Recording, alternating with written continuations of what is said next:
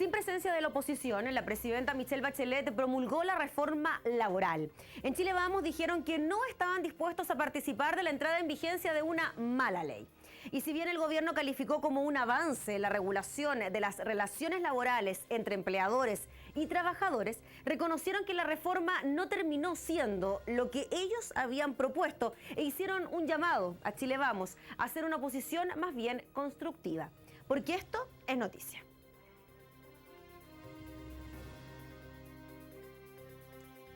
Estamos con el diputado de la UDI, Felipe Demuzí, integrante de la Comisión de Trabajo de la Cámara. ¿Cómo está, diputado? Muchas gracias por acompañarnos. Buenas noches, muchas gracias por la invitación.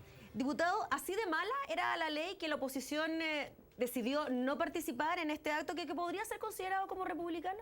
Mira, la verdad es que era muy mala y de alguna u otra manera me llama la atención que digan que nosotros no fuimos constructivos, no fuimos parte, porque desde el primer día, recuerdo en ese entonces cuando estaba la ministra Javiera Blanco, de ministra del Trabajo, trabajamos una propuesta de reforma laboral y se la fuimos a entregar a la ministra en su oficina. Así que nosotros desde el principio sí planteamos la posibilidad de trabajar en una reforma laboral, pero una reforma laboral que fuera para todos los trabajadores y no solamente para algunos, como es puntualmente esta reforma que no por ser sindical o de negociación colectiva es mala, sino que es mala por el contenido que tiene. Quizás la ministra Rincón, porque ella era la que llamaba a esta constructividad por parte de Chile Vamos, quizás ella se refería a los requerimientos presentados ante el Tribunal Constitucional cuando ya se contaba con ciertos aspectos de la reforma aprobados en el Congreso por la mayoría de los parlamentarios.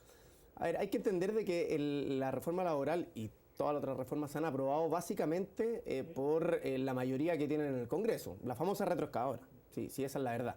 Nosotros desde el principio fuimos planteando de que esta era una mala reforma por muchas cosas y uno de los temas era que era inconstitucional. O sea, el tema de la inconstitucionalidad del Tribunal Constitucional no fue al final, después de las votaciones, que dijimos, bueno, ¿y qué hacemos? Hacemos esto, sino que desde el principio dijimos, en este punto, ojo que aquí este proyecto de ley no solamente es malo, que creemos nosotros que es malo, ellos pueden creer que es bueno, sino que además está siendo inconstitucional. Uno de los aspectos que fue declarado inconstitucional fue la titularidad sindical.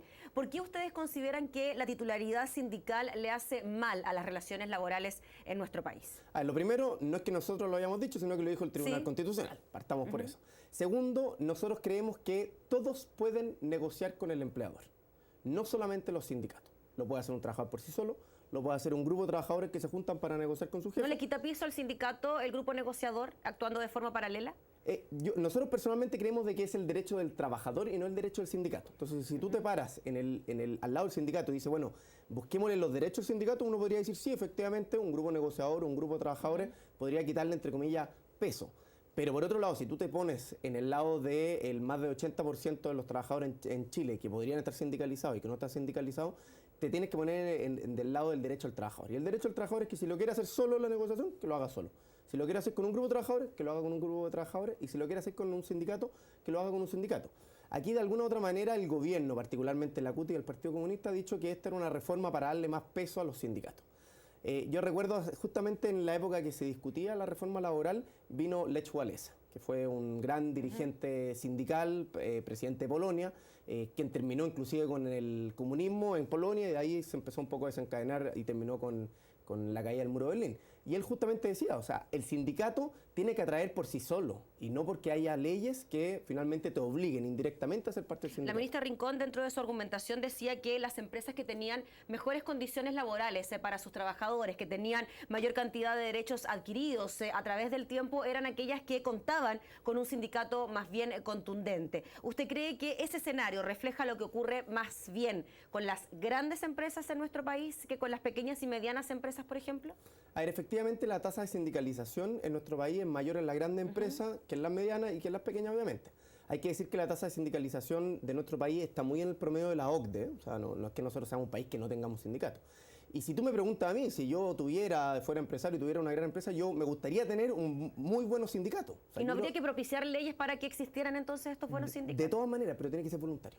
No podemos hacer una ley para que un trabajador que no le interese el sindicato, porque encuentra que el dirigente es politizado, porque encuentra que la reunión no... O sea, da lo mismo el porqué. Si es que él no quiere estar en el sindicato, significa que con esta ley prácticamente no iba a tener ningún tipo de beneficio.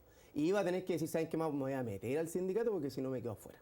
eso era lo que hacía esta ley y lo que de alguna forma nosotros fuimos a pelear. Y por eso entonces es que el tribunal lo declara inconstitucional, ¿no? Porque afectaría las libertades de los trabajadores y a la hora el de derecho poder el derecho del trabajador de definir cómo quiere luchar por su mejora de salario o por lo que pueda negociar de forma personal, de forma grupal o a través de un sindicato.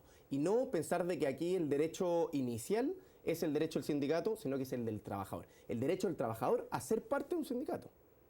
El derecho de un trabajador de poder negociar con el empleador. La ministra también lo decía, llamamos a la oposición a ser más constructiva en ciertos aspectos. ¿Usted cree que la pasada por el Tribunal Constitucional de alguna manera u otra le restó mérito a la propuesta que había hecho el gobierno? ¿Ustedes como oposición se quedaron más tranquilos con lo que finalmente se promulgó en el día de hoy, a pesar de que haya sido considerado malo por parte de usted? A ver, yo creo que nunca uno va a quedar tranquilo cuando se aprueba una mala ley. Y no solamente que se haya aprobado una mala ley, sino que perdimos la oportunidad. Yo así lo veo, estuvimos 1 año y medio en esto, si es que no 2. Hubo mucho trabajo de asesores, de gente de invitados, de los propios parlamentarios, de todos los colores políticos, y yo siento que nos farreamos la oportunidad de decir, ¿saben qué más? Hagamos una reforma laboral en varios temas. Hay que entender de que si es que agarramos todos los trabajadores que podrían estar en un sindicato, hablamos del 30% de los trabajadores. O sea, durante estos 2 años no se ha conversado del otro 70% de los trabajadores. Los que son independientes, los que son de una micro o pequeña empresa que no pueden hacer sindicatos, los que son informales. Todos ellos no se ha hablado de nada. Y yo creo que a mí lo que más me duele es que durante estos 2 años no nos sentamos a decir, ¿saben qué más? A ver cómo hacemos una reforma laboral para los tiempos que estamos, para el siglo XXI. Y si una de esas patitas era el tema de la sindicalización y negociación colectiva, bienvenido sea, y esa parte hagámosla ojalá de la mejor forma posible. ¿Usted no cree que queda una sensación en el ambiente de que el sector empresarial aquí hizo un lobby más o menos importante para que finalmente no existiera la titularidad sindical en desmedro de los trabajadores y en pro del sector empresarial empleador? A ver, yo primero creo que las sensaciones, no sé de dónde pueden ser. Uno ve las encuestas y la gran mayoría de los chilenos, sobre el 60%, están contra la reforma laboral. O sea, y ese 60% de los chilenos no es que sean todos empresarios. Segundo, no sé si habrán hecho un buen lobby o mal lobby, pero la verdad es que finalmente fue el Tribunal Constitucional el que logró, entre comillas, frenar aspectos inconstitucionales. O sea, aquí nada de lo que dijeron los empresarios, los grandes empresarios, finalmente quedó en el proyecto de ley, en grandes rasgos. Algunas cosas puede ser que sí. E inclusive cuando uno ve los representantes de las pymes, de las micro y pequeñas empresas, que inclusive en un minuto se generó un protocolo que después se dejó de cumplir, tampoco lograron mucho. Entonces, yo te vuelvo a decir, yo creo que la gran mayoría de los chilenos, lo dice en la encuesta, no lo digo yo, están contra la reforma laboral.